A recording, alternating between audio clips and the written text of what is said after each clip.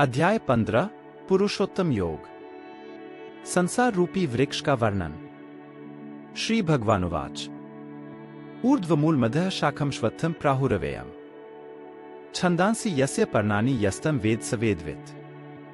भावार्थ, श्री भगवान ने कहा, हे अर्जुन, इस संसार को अविनाशी वृक्ष कहा गया है, जिसकी जड़ें ऊपर की ओर हैं और शाखाएं नीचे की ओर, तथा इस वृक्ष के पत्ते वैदिक स्तोत्र है।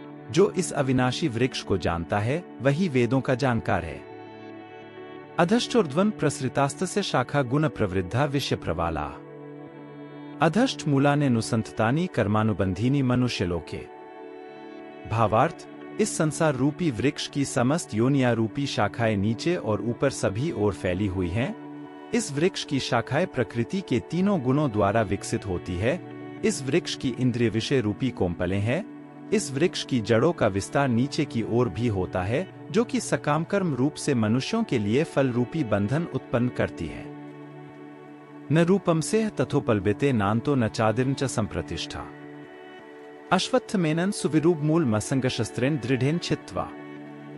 भावार्थ, इस संसार रूपी वृक्ष के वास्तविक स्वरूप का अनुभव इस जगत में नहीं किया जा सकता है, क्योंकि न तो इसका आदि है और न ही इसका अंत है और न ही इसका कोई आधार ही है।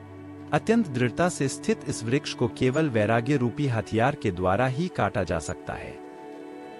ततः पदं तत्परिमार्गितवेन यस्मिंगता न निवर्तन्ति भूयः तमेव चाद्यं पुरुषं प्रपदे यतः प्रवृत्तियः प्रसृता पुराणी।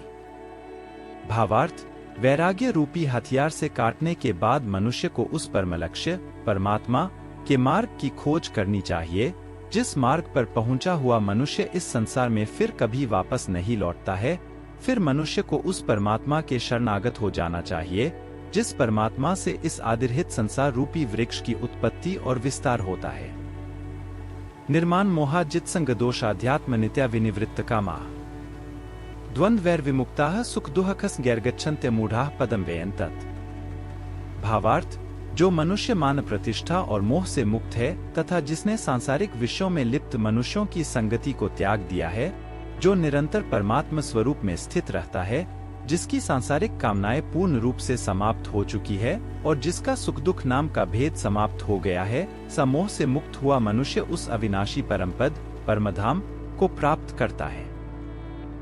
न तद्भास्यते सूर्यो न शशांको न पावकः यद्गत्वा न निवर्तन्ते तद्धाम परमम्। भावार्थ, उस परमधाम को न तो सूर्य प्रकाशित करता है, न चंद्रमा प्रकाशित करता है और न ही अग्नि प्रकाशित करती है। जहां पहुंचकर कोई भी मनुष्य इस संसार में वापस नहीं आता है, वही मेरा परमधाम है। जीव और आत्मा का वर्णन। श्री भगवानुवाच ममैवांशो जीवलोके जीवभूतः सनातनः मनः षष्ठानीन्द्रियाणि प्रकृतिस्थानि कर्षति।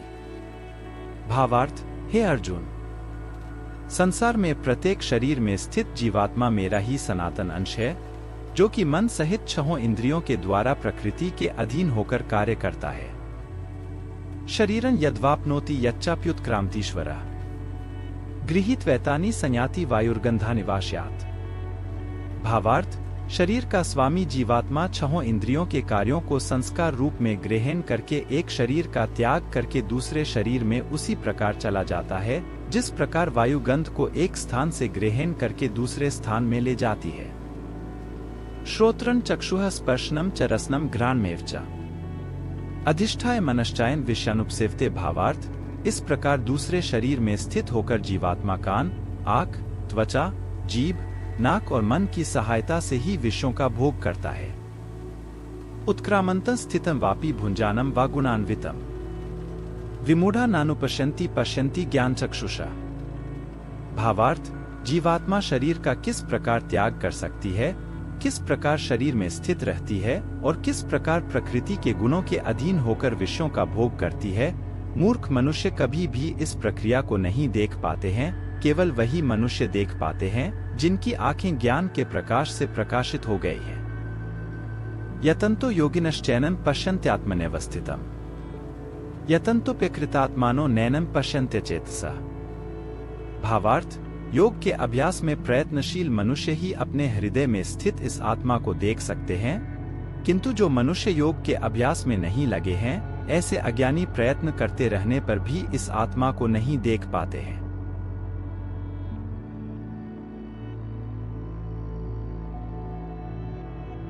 जगत में परमात्मा की स्थिति का वर्णन। यदादित्यक्तं तेजो जगत भास्यते खिलम यच्चंद्रमसि यच्चाग्नौ तत्तेजो विद्धि मामकम।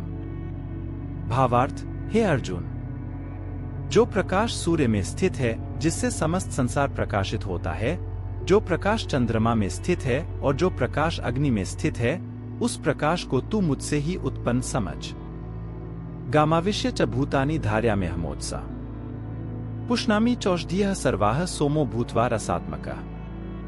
भावार्थ, मैं ही प्रत्येक लोक में प्रवेश करके अपनी शक्ति से सभी प्राणियों को धारण करता हूँ और मैं ही चंद्रमा के रूप से वनस्पतियों में जीवन रस बनकर समस्त प्राणियों का पोषण करता हूँ। अहम वैश्वानरो भूत्वा प्राणिना देहमाश्रितः प्राणापान समायुक्तः पचाम्यन्नम चतुर्विधम्। भावार्थ, मैं ही पाचनग्नि के रूप में समस्त जीवों के शरीर में स्थित रहता हूँ।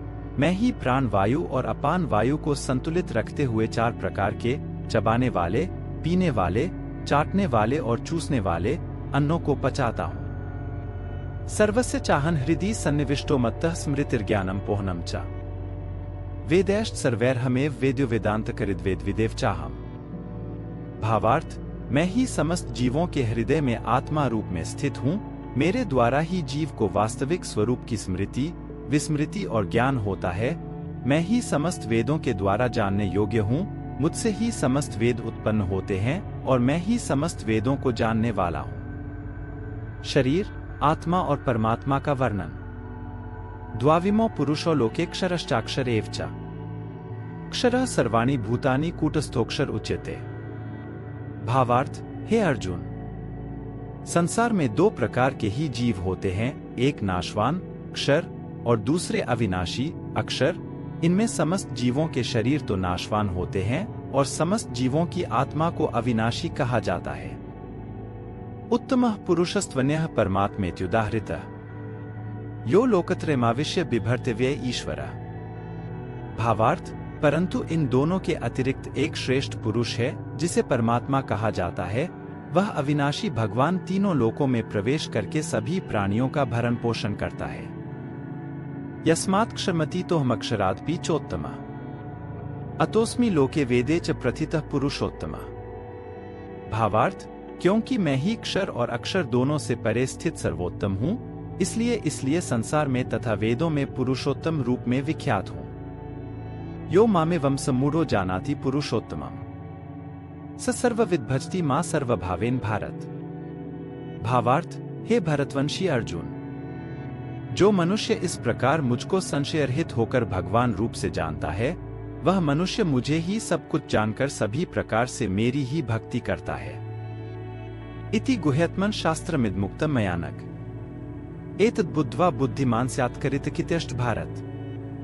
भावार्थ, हे निष्पाप अर्जुन, इस प्रकार यह शास्त्रों का अति गोपनीय रहस्य मेरे द्वारा कहा गया है। हे भरतवंशी, जो मनुष्य इस परम ज्ञान को इसी प्रकार से समझता है, वह बुद्धिमान हो जाता है और उसके सभी प्रयत्न पूर्ण हो जाते हैं। तत्सदिति श्रीमद्भगवद्गीतासूपनिषत्सु ब्रह्म विद्यायां योग शास्त्रे श्री कृष्णार्जुन संवादे पुरुषोत्तम योगो नाम पंचदशोऽध्यायः। इस प्रकार उपनिषद, ब्रह्म विद्या तथा योग शास्त्र रूप श्रीमद् भगवद गीता के श्री कृष्ण अर्जुन संवाद में पुरुषोत्तम योग नाम का 15वां अध्याय संपूर्ण हुआ। हरि तत्सत।